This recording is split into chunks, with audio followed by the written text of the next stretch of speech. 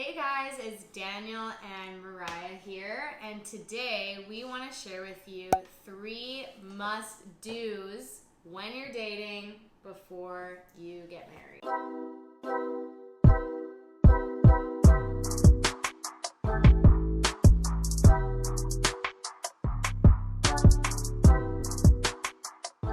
Yeah, so for us, we have been married for 4 years. We realized that there's a lot in marriage that we're glad we kind of built on and started working towards in our dating phase. Yeah.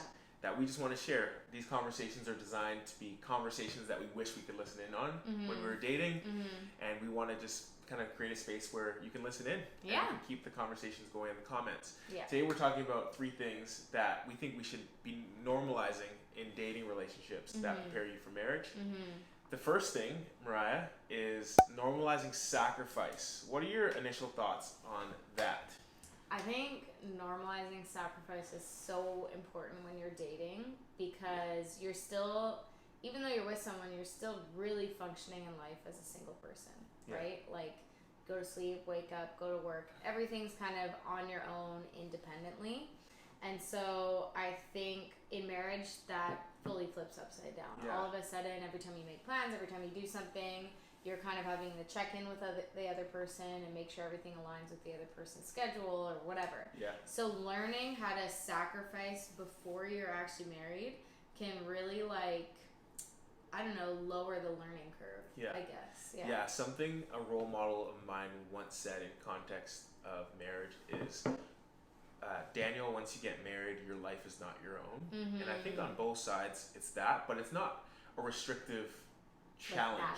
Yeah, it's not like, oh, you no longer have freedoms. It's like, oh, your freedom's kind of reimagined in a way that you're sharing a life with someone in a very beautiful and empowering way. In the name of normalizing sacrifice, I remember something that I did intentionally was I had my brother come out and live with me. So we were dating, we were just kind of talking, transitioning into dating phase. And I remember I brought my brother out to live with me for a few reasons, but one of which was because I knew that living with someone, denying that solo bachelor life and having my brother live with me again would provoke me to live a life of daily sacrifice. And I knew that would be a game changer in my heart and in my mind in retraining myself, because living by yourself, you know this, can be so, you can be so stuck in your own rhythm. Yeah. You never really have to sacrifice for people. That's true. You're in this place where it's I can leave my house with 3 minutes to spare because I know that there's going to be no interruption or distraction. I can buy the amount of food I want, the specific thing. There's so many things where it's very me focused. Yeah. And again, living as a single isn't a bad thing, but it just doesn't train you as well as living with someone else can for marriage. Totally. I think for me, one thing that I incorporated into my life, again, for a few other reasons, but ended up being a good result for or a good preparation thing for marriage, is I really dove into serving, specifically at church, especially youth group. I remember at one point I was serving at youth group 4 times a week. Yeah. I don't even know how that's possible, but that for me really helped me to know hey, I'm a part of something bigger than myself, and I might have an exam in 2 days, but I'm still showing up for these kids. I'm still showing up for them consistently, and really seeing how that impacted my relationships with them, that consistency, that always showing up no matter what, that even being a pleasant person for them to be around no matter what was going on in my life, I think really helped me prepare for marriage. living in a way where you're denying yourself before you have to deny yourself. Exactly. I remember we had a coach in basketball that would always, I was grade 8, grade 9, so we weren't that old, but he would always say, go at game speed when we were in practice, because he wanted us to get into practice of carrying the same intensity into practice as we would in the game. Totally. And I think that what he was doing was so powerful, because it was almost building deep in us a muscle memory for what we're going to have to do one day. And I think that's the same as how you can conduct your life as a single person. It's go at game speed. So sacrifice your desires, your comforts, so that when you get married, you're prepared for that, and it's not like a new thing, but you have the muscle memory kind of set up for that. Yeah, for sure. That's good. Yeah. Okay, so I wanted to quickly, we didn't talk about this before, but there's this idea in culture where it's like you're at your best when you look out for yourself. It's almost like this do you, treat you, love you kind of narrative. Where do you see most where, and I guess that mindset runs in like strict contradiction of like the Christian idea of marriage. Yeah. I guess I'm just asking, like, what are your thoughts on that? Like, what are your reflections? I feel like that, like, you do you kind of mindset is stemmed from a place of hurt, a place where people have been hurt by others. Yeah. And because they've leaned on others maybe before or relied on others before and it hasn't worked out, or they've been hurt in the process, that's their reaction. Like, okay, I'm just going to take care of myself. I'm just going to be in control of my life and not have to depend on anyone else. Because the last time I depended on someone else, they really screwed me over. And so that's what I think about that. I think it's a response of hurt. Yeah, so I think that it's important for people to realize, and it was important for us to realize that, like, if we're truly preparing for Christian marriage, we have to be okay with some of the decisions we're making not actually aligning with what we're being preached in culture. Yeah, so it's just like, so it's just like a reminder that we're, like, just similar to how Christianity in general is referred to as the narrow path. That means the way we're preparing for marriage and even fatherhood, motherhood, career will also be not so common. Not what everyone's doing. Yeah, that's so good. What's the second thing? Because we said normalize sacrifice. Yeah. The second thing is normalize vulnerability. And it's funny because when we were talking about, like, this point, normalizing vulnerability, I was kind of thinking, oh, that was more of a thing for, like, Daniel to practice when we were dating, not as much me. But now thinking back, and that's because you were typically someone who had a harder time being vulnerable than I would. But now thinking back, I'm like, man, I remember so many times, like, when I was single, like, pre-marriage, where I was just able to, like, tuck away in my room and, like, journal and cry and pray or whatever and just process through so many things by myself and not have to share with anyone except for God. And so learning that in marriage was actually really hard for me because I had always been able to just, like, tuck away and feel my big emotions all on my own. And all of a sudden, I mean, you can do that, but for me, every time I feel the need to tuck away, it's almost like a sign that I need to tell Daniel and invite I like that you said big emotions. Yeah. I just like that term. Big feelings. No, but it's true. Toddlers. It's true, though. Like, I think that, like, even for me, sometimes I step back and think, like, oh, man, like, a lot of what we stem back to poor communication in relationships, and we just kind of put in put under that general umbrella as, like, poor communication actually stems back to, like, a lack of vulnerability. Like, I think that, like, so true. Oftentimes, like, if there's a conflict going on and 10% of the conflict is what's going on between me and you, and 40% is, like, how my day went, 40% of my frustration is how my day went or other things I'm going through or other stresses I'm feeling, it's actually a vulnerable statement to be like, oh, that's not actually this, like, in the moment live time saying to you, like, this isn't about you. This is actually this thing that happened to me today, or this thing I'm frustrated about, or this internal wrestle that I'm kind of grappling with. And I think that if we can practice or normalize vulnerability before we get married, through our relationships with our friends or family members, co-workers, wherever it feels like, because vulnerability, we have to realize that vulnerability isn't just telling our secrets. It's like, so much more. It's like this idea of, like, I am for a moment putting aside my ego to say what is true or to say what I'm truly feeling. So it's like the relegation of ego for, like, the almost like the promotion or the elevation of what is true or what is productive or what is constructive. So in my relationships with my bosses or my coworkers, I have to say, hey, when you said that made me feel disrespected. Mm-hmm. And again, I'm not saying like, oh, every single time you feel disrespected, it needs to be a conversation. Yeah. Because you don't want to be that person either. Yeah. But in general, it's like having those conversations where it's like, oh, when you made that comment, it made me feel insecure. Yeah. Like, I wasn't even saying that to you in that moment, but me just saying that sentence just made me feel vulnerable. Even though I was just using an example, like for me to say like, oh, I felt insecure, it doesn't come naturally to me. Yeah. But in marriage, it needs to be a conversation that people have. Yeah. Or else your spouse, your significant other, won't be positioned well to like work alongside you and grow together. You know? I remember there was such a like pivotal moment when we were dating. We were at my parents' house and we were looking for something. I think it was a bag or something. Yeah. And I was just stressed about this bag. I don't know why. And then all of a sudden I'm like yelling at you something like, Daniel, we need to find this bag now, or something like that. I forget. And then you just kind of looked at me and you're like, why are you yelling at me right now? And like, for me that was pivotal because like since then I have never yelled at you. But also it was pivotal because I was like, you know what, why am I yelling right now? And I was able to actually tell him like, it's because something about the bag resulted in us spending more time together. I don't know what it was. Anyways, I told him the real thing behind the thing was like, I just want to spend more time with you because you're going to go home soon and we can't waste time looking for this bag. And that was so vulnerable for me to say because like I just wanted to be like angry about the situation.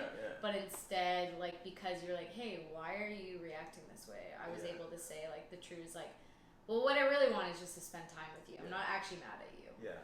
Yeah, so I think in situations where if it's as small as me communicating to you, oh, I'm going to be later than I thought. Yeah.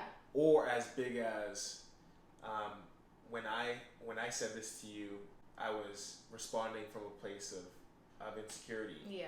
Like, both require vulnerability. The first one is like, I wasn't actually able to deliver on what I said and coming home on time. Yeah. The second one is like a deeper one, but regardless, communication takes vulnerability. Yeah. So I would encourage people to normalize vulnerability. Yeah. It takes self-awareness too. Yeah. Like to even be aware that the reason why you're reacting away is because of your insecurity. Yeah.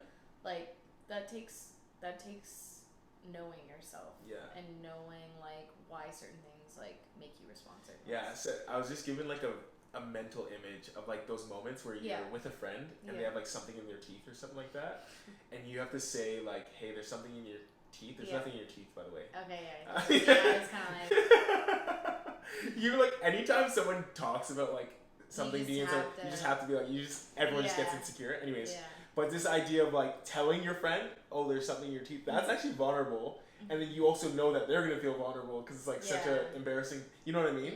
But it's like interrupt them. Yeah, that's why I always say like, oh, you're my real friend when you can tell me there's something like, and it's just like this idea of like communication, good relationship, seeing a flaw in someone else or admitting a flaw in yourself, all requires vulnerability. Yeah, so it's so like true. The strength of your relationships the strength of your relationships depend on your level of vulnerability. Yeah. I would say. Yeah, so true. The third thing. Okay, what's the third thing? The third thing is normalize. Being normal. Normalize normal. Like, I think that sometimes in relationships, especially when you're dating, there's just like this mindset where it's like, I have to woo my significant other. Yeah. I have to be impressive. I have to flex. I have to get her a Gucci purse. Can I just say one story? One time, I thought I was just simply hanging out with someone, and they came to my house in a car that wasn't theirs, that was like really fancy, and I was like, no. This wasn't me, by the way. It wasn't Daniel. And it was just like, like, I know it's not your car. I thought we're just hanging out as friends. Like, what is happening? And so normalize being normal. So like, in our grocery shopping, like, I was living on my own. And then with my brother when we were dating, so I like took her to the actual grocery shop, the grocery store that I would normally go to. Yeah. It was like the cheapest one. Yeah, like a thrifty grocery store. And at that point, she was vegan. She was all into the organic stuff. So I felt pretty vulnerable. Actually, speaking about the last point, I felt pretty vulnerable taking you to that grocery store because I'm like, she's probably gonna judge the way I shop, but I have to be real. I'm gonna take her to my. So even the fact that we were going grocery shopping together was like normal, like just a normal thing. Not like we weren't going to the movies, we weren't going to the amusement park. And like we had to try for that even extra because we were long distance. So every time we hung out, it was like a little vacation, a weekend vacation. Like I made it my like goal to like show you who I really was. Because I'm like, no one wins when we're faking who we are. Because you're always gonna find out. You should tell the story of the Daniel Caesar concert. Okay. So our first date. This is the most normalizing situation when it comes to me and Mariah's relationship. Yeah, so on our first date, we went to a Daniel Caesar concert, and it was awesome. But the concert was about a 2.5-hour drive from where Daniel lived at the time. So we drove there. It was awesome. Went for dinner. Went to the concert. Great first date. Definitely wanted to go on a second one. It was definitely a lot more romantic.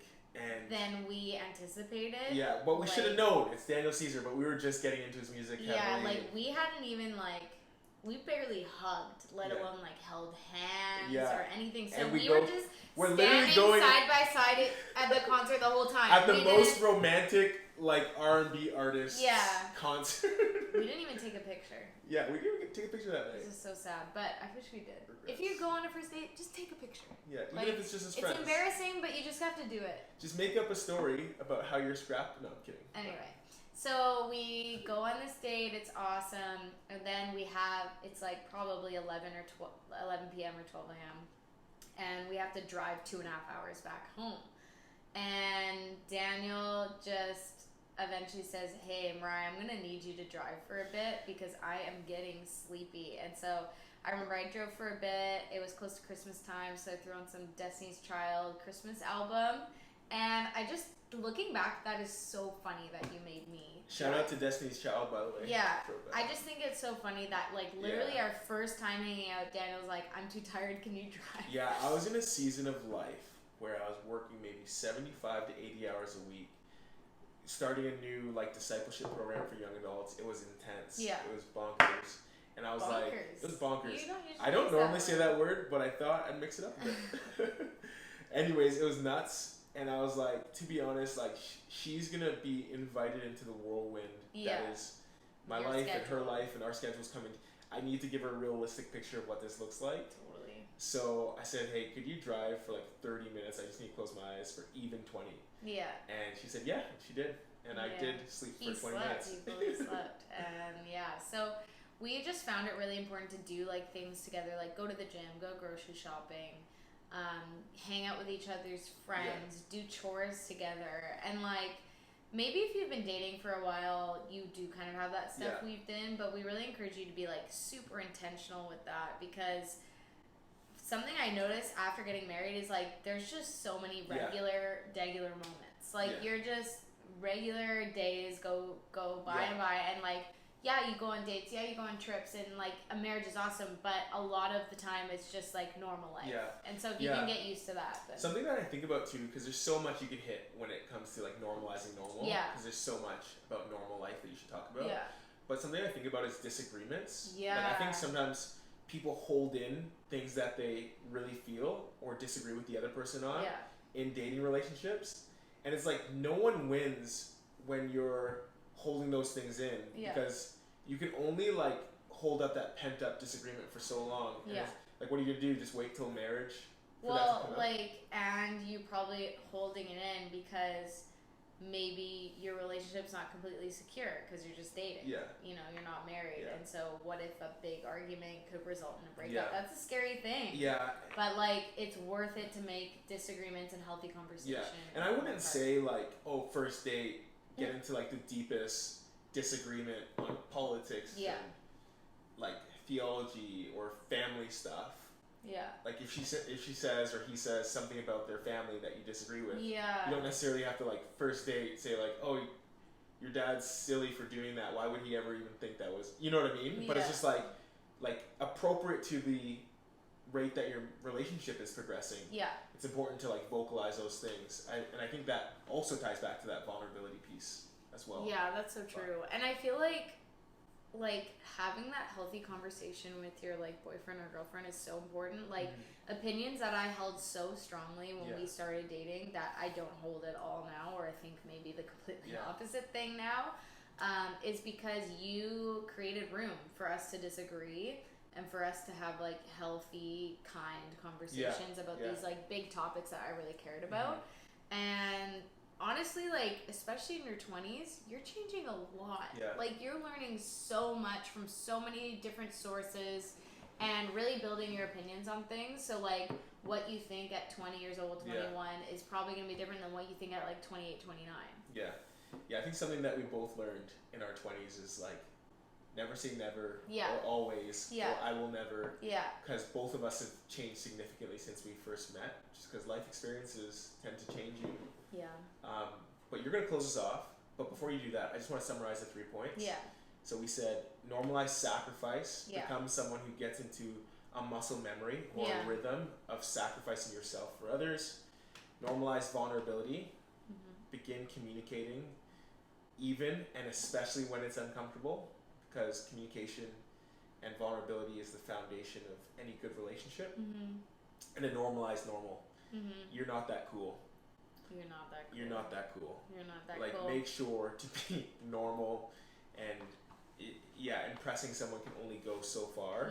And the reality is, what your relationship is built on will have to stay present in order to keep that relationship thriving. So if your relationship is built on impressive moments, then you're gonna have to keep that stamina up for the next 50 to 60 years, and no one can really do that. So it was a great conversation. So if you have anything to add to this conversation or anything that you think is important to practice while dating before marriage, please comment below. We always say that, like, this conversation we get to have here is awesome, but it's made so much better by engagement in the comments. And if you haven't already, make sure to like and subscribe. It's an important thing to do on YouTube.